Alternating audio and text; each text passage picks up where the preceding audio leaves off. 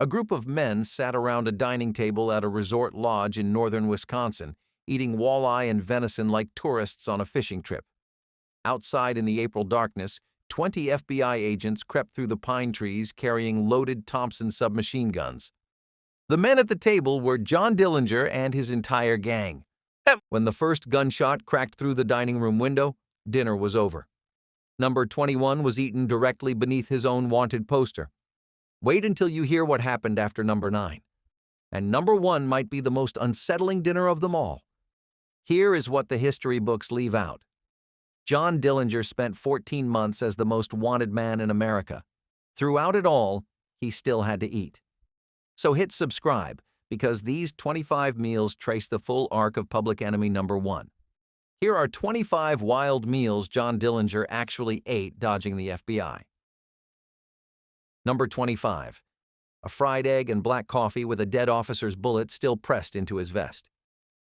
On January 15, 1934, John Dillinger walked into the First National Bank of East Chicago, Indiana, and walked out a murderer. Officer William Patrick O'Malley had stepped into the lobby and fired 4 rounds at close range. Every bullet slammed into the steel vest Dillinger wore under his overcoat. Dillinger fired back once. O'Malley fell and did not get up. Within 2 hours, the gang reached a farmhouse safe house south of the city, and Dillinger sat down at a kitchen table, peeled off the dented vest, and ate a fried egg with black coffee while a radio announcer described the dead policeman by name. It was the only killing ever charged directly to Dillinger's own trigger finger, and the breakfast he ate afterward was the first meal of a man who understood that the hunt coming for him would not end with an arrest. Every law enforcement agency in the Midwest heard the news by nightfall. The manhunt that followed would not stop until Dillinger was dead 6 months later. Number 24. Smuggled fried chicken and contraband whiskey passed through the bars at Michigan City. While Dillinger served his sentence at the Indiana State Prison in Michigan City, the inmates with outside connections ran a contraband pipeline that turned the cell block into a black market cafeteria. Hot food came in wrapped in newspaper, slipped past guards who had been paid to face the other direction. Corn whiskey arrived tucked inside laundry bundles. Dillinger's cellmate Harry Pierpont had contacts on the outside willing to run anything through the same channels, meals, cash, and eventually loaded firearms hidden inside thread boxes. The food was eaten behind hung blankets that blocked the view from the guard catwalk, chewed fast, evidence swallowed before a surprise inspection could catch it. For men locked in a concrete cell 23 hours a day, a smuggled drumstick tasted like the outside world. It was through this exact network that Dillinger later arranged for pistols to reach the men inside, making possible the September 1933 breakout that freed 10 convicts and launched the most explosive bank robbery spree the Midwest had ever seen. Number 23. Thanksgiving turkey at Michigan City with his future bank robbery crew. At Indiana State Prison in Michigan City, Dillinger sat across the mess hall table from men who would redirect the course of his entire life. Harry Pierpont, Charles Mackley, John Hamilton. They were seasoned armed robbers doing long sentences, and they took a liking to the younger man from Mooresville. Thanksgiving dinner was the one meal each year that briefly tasted like the outside world. Roast turkey with real gravy, mashed potatoes, cranberry sauce from a tin, but cranberry sauce all the same.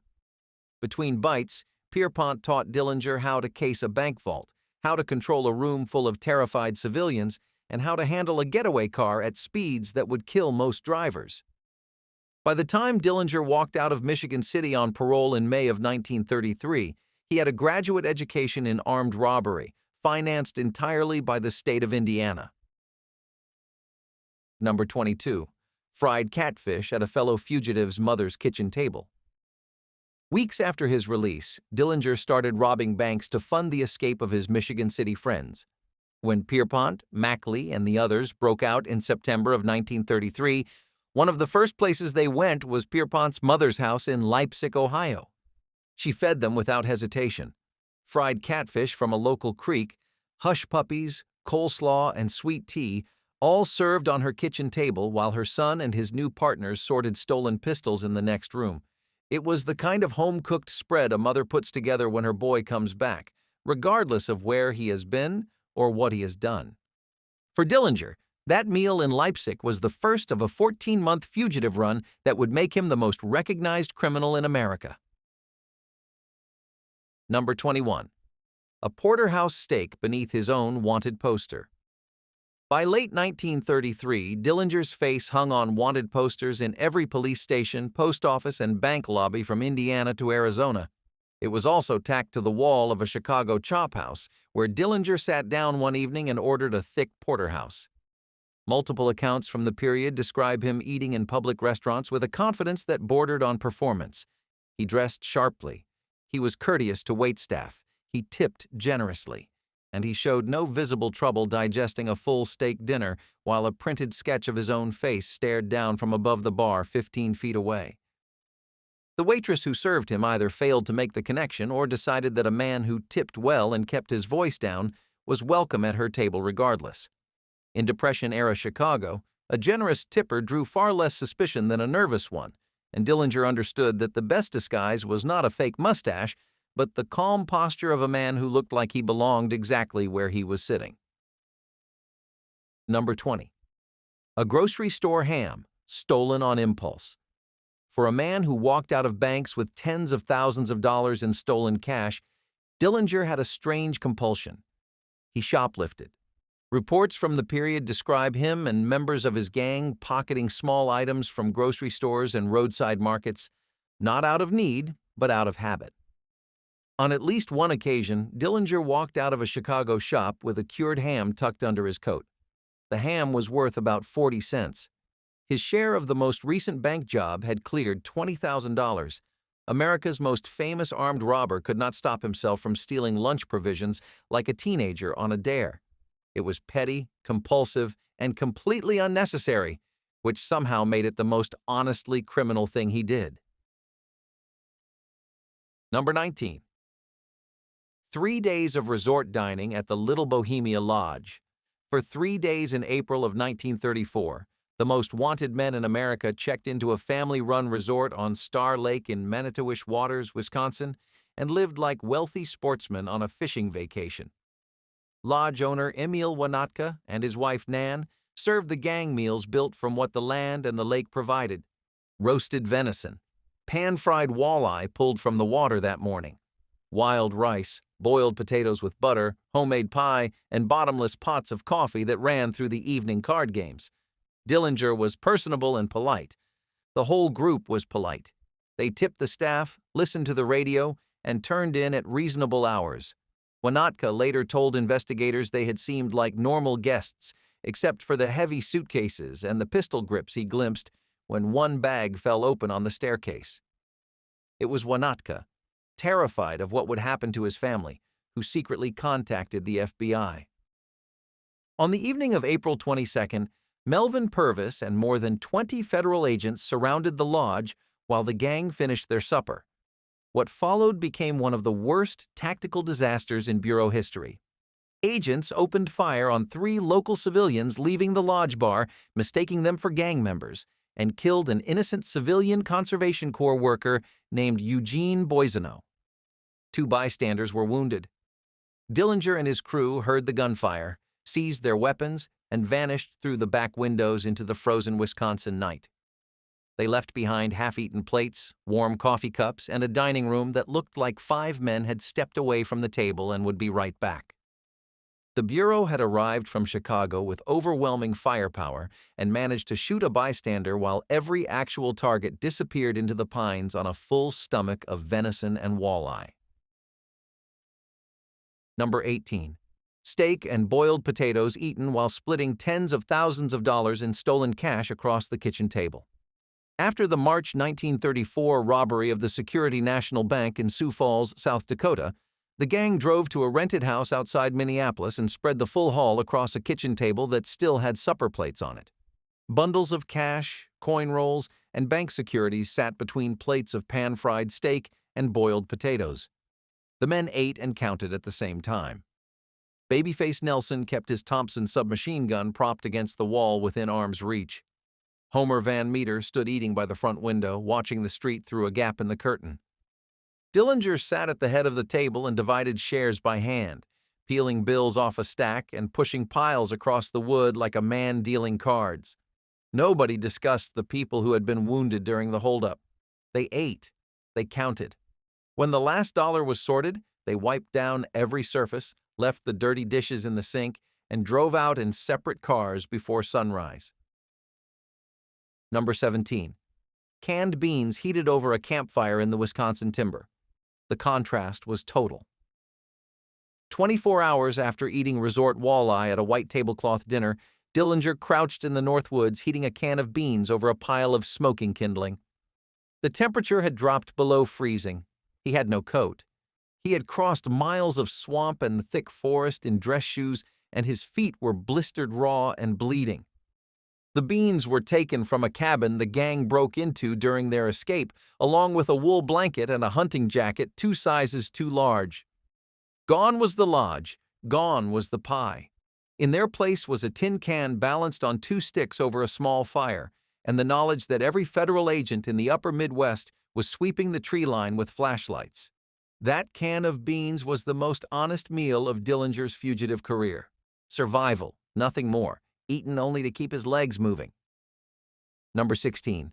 Hot dogs and soda pop at the 1933 World's Fair in Chicago. Barely 2 months out of prison, Dillinger attended the Century of Progress International Exposition in Chicago during the summer of 1933. He walked through the front gate with thousands of other visitors, bought a hot dog from a vendor on the midway, and strolled past exhibits celebrating American technology while police across Indiana scrambled to connect him to a string of fresh bank robberies. The fair drew tens of millions of visitors over its run, and Dillinger was one of them. He ate a second hot dog, drank a bottle of soda pop, and reportedly spent time at the Streets of Paris Pavilion, famous for fan dancer Sally Rand. The audacity is hard to overstate. The fairgrounds were crawling with uniformed officers. Dillinger was already on multiple wanted lists, and there he stood in the crowd, eating fair food with a loaded pistol under his jacket and stolen cash in every pocket. Number 15. Spaghetti and red wine at a mob-connected restaurant on Chicago's Near West Side. During the winter of 1933 and into early 1934, Dillinger moved through Chicago with a freedom that baffled federal investigators. Part of it came from the network of underworld associates who sheltered him, and part of it came from restaurants where the owners had been told not to ask questions. In the Italian neighborhood that had supplied muscle and money to the Capone organization for over a decade, Dillinger sat at corner tables and ate plates of spaghetti with meat sauce, drank rough red wine poured from unmarked bottles, and paid in crisp bills that still carried the smell of a bank vault. The men who ran these restaurants did not serve him out of admiration. They served him because armed people had instructed them to, and in that part of Chicago, the distance between a restaurant owner and a mob employee was measured in inches. Dillinger ate well in these places. He ate quietly. And he ate knowing that if the wrong badge walked through the front door, the cook already had a car idling in the alley and a route mapped to a different safe house before the check arrived. Number 14. Roast beef and cold beer at the Gangster Sanctuary in St. Paul. The city of St. Paul, Minnesota, operated for decades under an arrangement so brazen it had its own name. The O'Connor system, named after Police Chief John O'Connor, was a deal between law enforcement and the criminal underworld. Criminals were welcome in St. Paul. They could eat, drink, and spend their money however they pleased, on one condition: commit no crimes within city limits. For Dillinger, it was paradise. In early 1934, his gang moved through St. Paul boarding houses and apartments like traveling salesmen. They ate at places like the Green Lantern Saloon on Wabasha Street, a bar that served as the unofficial clearinghouse for criminal business across the upper Midwest. The food was standard saloon fare: roast beef sandwiches, baked ham, potato soup thick enough to stand a spoon in, cold beer in heavy glasses. The clientele was anything but standard. On a given evening, the bar stools might hold bank robbers, bootleggers, kidnappers, and the occasional off-duty detective collecting an envelope of cash. Dillinger ate without pretense. He used false names but barely concealed himself. The bartender knew who he was. The waitstaff knew. The man reading the Pioneer Press in the corner booth almost certainly knew. Nobody said a word because the system demanded silence, and a customer who tipped well was worth protecting. The most remarkable thing about these meals was not the food. It was the normalcy. The most hunted man in America could walk into a public saloon, order a sandwich and a beer, and eat in total peace because an entire city had decided that harboring criminals was simply the cost of keeping order. Number 13. Coffee and cherry pie at a Racine diner, 20 minutes before a bank job. Dillinger had a routine before he robbed a bank. He ate. On the morning of November 20th, 1933, he and members of his gang sat in a diner in Racine, Wisconsin, less than a block from the American Trust and Savings Bank. They ordered coffee and eggs. Dillinger reportedly added a slice of cherry pie, which he ate slowly while watching the bank's front entrance through the diner window. The robbery started less than 20 minutes after he set down his fork. The gang walked in, took over $28,000, and drove out of Racine at high speed, using a hostage as a human shield on the running board of the getaway car. It was clinical, rehearsed, and brutal. And it started with a man calmly finishing his pie and watching the clock. The waitress who poured his coffee would not learn who she had served until the evening paper landed on her doorstep. Number 12. His father's fried chicken on a secret midnight visit to Mooresville. During the height of the manhunt, Dillinger did something no rational fugitive would attempt. He went home. On more than one occasion, he drove to his father's farm in Mooresville, arriving after dark and leaving before dawn. John Wilson Dillinger was a hard man who had helped turn his son in for the first robbery, but he never turned the boy away when he showed up at the kitchen door. The old man cooked fried chicken, the same way he always made it, biscuits, green beans from the garden if the season allowed.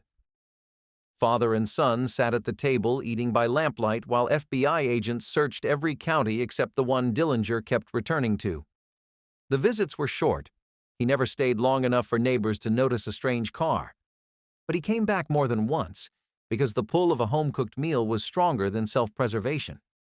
Would you risk your freedom for one more supper at the table where you grew up? Number 11. Lobster at a Daytona Beach hotel while the FBI searched the wrong half of the country. While federal agents tore apart boarding houses and staked out apartments across Indiana and Illinois, John Dillinger was sitting on a hotel veranda in Daytona Beach, Florida, eating seafood. In January of 1934, he checked into a beachfront hotel with Billy Frechette under a false name and spent nearly a week living like a man on an ordinary winter vacation. Lobster, fresh-caught shrimp, key lime pie on the terrace with an ocean view. He swam, walked the boardwalk, and drank in the hotel bar while the entire Midwest law enforcement apparatus hunted an empty trail. Nobody in Florida was watching for him. His photograph had not yet saturated the national press, and in Daytona Beach he was simply another well-dressed tourist ordering the evening special. The FBI would not learn about the Florida trip until months after it ended. Number 10. Mexican food in Tucson, Arizona, before a hotel fire gave him away. Dillinger's first arrest had nothing to do with police work and everything to do with bad luck. In late January of 1934, the gang was hiding out in Tucson, staying at the Congress Hotel and nearby motor courts. They ate at local restaurants and street stands, sampling food entirely different from anything Dillinger had grown up with. Chile verde, flour tortillas the size of dinner plates, refried beans served in heavy ceramic bowls. Then a fire broke out at the Congress Hotel. Firefighters responded, and two of them recognized members of Dillinger's gang from photographs in detective magazines they had been reading on break at the fire station. Police were called within hours. Dillinger and three of his men were in handcuffs before they could leave the city. He was extradited to Indiana to face trial at the Crown Point Jail, and his time eating enchiladas under the Arizona sun was finished. Number 9. Soup and custard after a botched attempt to change his own face. Desperation drove Dillinger to let a disbarred doctor cut into him. By May of 1934, with every agent in the country carrying his photograph, He submitted to crude plastic surgery in a rented room on Chicago's North Side. Dr. Wilhelm Loser and his associate Harold Cassidy attempted to reshape his jaw and nose enough to defeat identification. The operation nearly killed him when a cotton ball lodged in his throat during anesthesia. The surgical work was rough. His jaw swelled enormously, and for weeks he could not chew solid food. His diet collapsed to soup, custard, mashed potatoes, and oatmeal taken from a spoon while his face healed around its new shape. The doctors had also tried to burn off his fingerprints with acid, leaving his hands raw and blistered. Every meal became a painful ordeal. When the swelling finally went down, the results were nearly worthless. He looked slightly puffier, the scars were visible, and the FBI would still recognize him at a distance. Weeks of agony and nothing but mush for a face that was still John Dillinger's. Number 8. Breakfast at a roadside diner after escaping Crown Point with a wooden gun. On the morning of March 3, 1934, John Dillinger pulled off something no prisoner before or since has matched in sheer audacity. He walked out of the Crown Point jail in Lake County, Indiana, a facility that had been reinforced with extra guards, steel doors, and National Guard soldiers specifically to hold him, using what he later claimed was a wooden gun carved from a washboard top and blackened with boot polish. He bluffed his way past multiple armed men, locked several guards in their own cells with their own keys, grabbed 2 Thompson submachine guns from the jail arsenal, and drove away in Sheriff Lillian Hawley's personal Ford. Then he got hungry. According to accounts that swept the country in the days that followed, Dillinger stopped at a roadside diner somewhere across the county line and ordered a full American breakfast.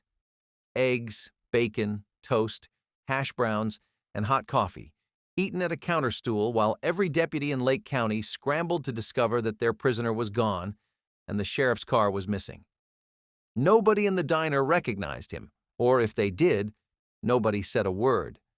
That breakfast became legend, not because of what was on the plate, but because of what it represented. While banks foreclosed on family farms and bread lines wrapped around city blocks, here was a man who had walked out of an escape-proof fortress with a carved piece of wood and then sat down for eggs and coffee like he had just finished a morning chore. Newspapers ran the story on every front page in the country. The public adored him for it. J. Edgar Hoover was so thoroughly humiliated that he designated Dillinger public enemy number 1 and turned the full resources of the Bureau of Investigation into a machine with a single purpose: catching the man who had made every lawman in Indiana look like a fool over a plate of scrambled eggs. Number 7. Fresh walleye caught and fried on a Minnesota lakeshore while agents searched the wrong rivers. Between robberies, Dillinger occasionally went fishing. During stretches when he moved through the St. Paul area in early 1934, he reportedly spent time on Minnesota's lakes, casting lines from a borrowed boat and frying his catch in a skillet on the shore. The image borders on absurd.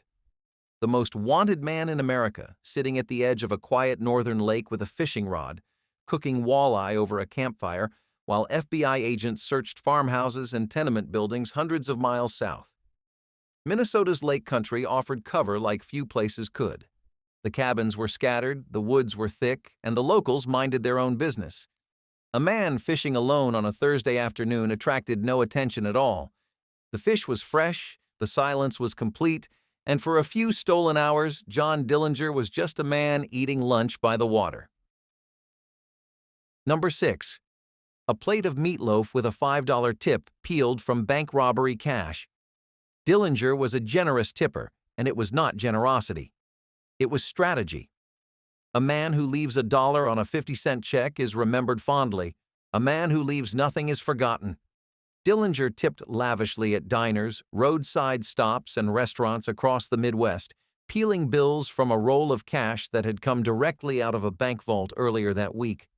Waitresses who served him recalled a polite, neatly dressed man who ordered simply meatloaf and potatoes, roast beef, the daily special, and always left far more money than anyone expected. In at least one account that circulated widely, a waitress recognized Dillinger from the papers, but kept quiet because he had been kind to her and left her a full week's wages on a single table. It was a calculation dressed as charm. In the Depression, when most customers left nothing at all, a $5 bill on a $2 tab bought something more valuable than a meal. It bought silence. Number 5. Cold sandwiches eaten in a stolen car at highway speed. The most common meal of Dillinger's fugitive career was not served on a plate.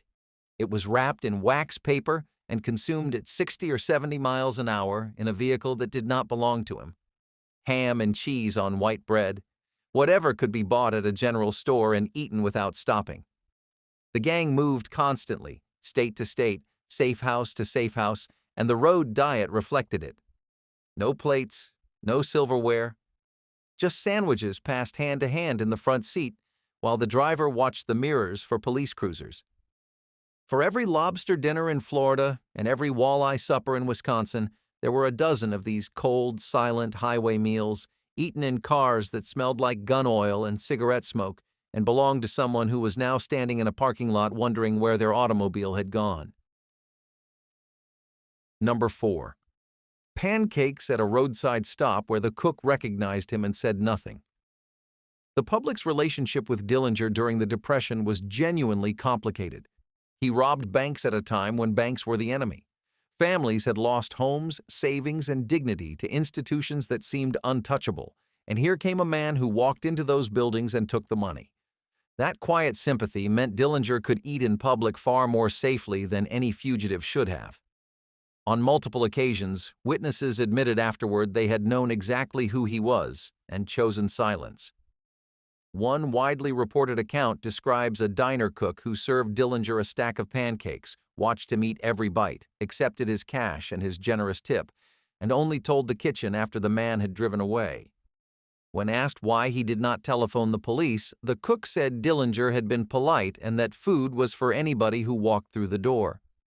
Across Depression-era America, a lot of ordinary people quietly hoped the man would keep running. Number 3. Popcorn at the movies. The compulsion that killed him. Dillinger loved motion pictures. It was not a casual interest. It was a habit he could not break. Even when it should have been obvious, it would get him caught.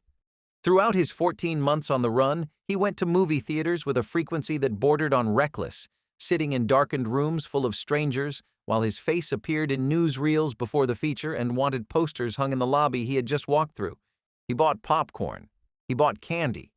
He watched the screen with total absorption. His favorites were gangster pictures, which carried an irony he seems to have genuinely enjoyed. The movies killed him. On July 22, 1934, the FBI knew exactly where he would be because Anna Sage, the woman who betrayed him, told them his evening plans. He was going to see Manhattan Melodrama at the Biograph Theater on Lincoln Avenue. Dillinger bought his ticket, found his seat, ate popcorn in the dark one final time, and walked out into an ambush. Number 2. Watermelon shared with Crown Point jail guards before the wooden gun escape. In the weeks leading up to his legendary breakout, Dillinger was a model prisoner, and he knew precisely what he was doing. He charmed his guards. He joked with them, played cards with them, posed for photographs with them. Shots taken inside the jail show Dillinger grinning alongside Sheriff Lillian Hawley and Prosecutor Robert Estell, all of them arranged like friends at a family reunion. Among the details that surfaced after the escape was that Dillinger had been sharing food with the guards in the jail's common area, including watermelon, eating together and laughing while the wooden gun was already taking shape in his cell upstairs. The guards liked him. That was the entire point. They let their attention slip because he made them comfortable, and on the morning of March 3rd, that comfort cost them everything. Dillinger used the carved weapon to bluff past men who had been sitting with him over sliced fruit the night before. It was not merely an escape, it was a con job, and the shared meals had been part of the performance from the very first day. Number 1. His last dinner at a North Side restaurant 3 hours before the end. On the evening of July 22, 1934, John Dillinger sat down to supper at a small restaurant on the north side of Chicago with 2 women. One was Polly Hamilton, his girlfriend. The other was Anna Kumpanis, a Romanian-born madam the press would call the Lady in Red, who had already made a deal with the FBI to hand him over in exchange for not being deported. The meal was unremarkable. He ordered food, poured cream into his coffee, and talked easily with both women. He did not know that federal agents were already positioned along the sidewalk near the Biograph Theater, where the three of them planned to see a movie. He did not know that Companas wore an orange skirt chosen to glow red under the marquee lights, the signal the agents were watching for. He ate. He finished. He walked to the Biograph, sat through Manhattan melodrama, and when the house lights came up, he stepped onto Lincoln Avenue and into a corridor of drawn weapons. Agents shot him in the alley beside the theater. He was 31 years old. The most extraordinary thing about John Dillinger's final meal is that there was nothing extraordinary about it at all. A man ate supper with two women, stood up from the table, and walked out of a restaurant for the last time in his life. 25 meals, 14 months, one man eating his way from a dirt farm in Indiana to a sidewalk outside a Chicago movie theater. If you had sat across from John Dillinger at any of those dinners, you would have seen a polite, well-dressed man who never raised his voice. That is what made him dangerous, and that is what made him unforgettable. Drop a comment and tell us which meal stays with you. And if you have not subscribed yet, now is the time.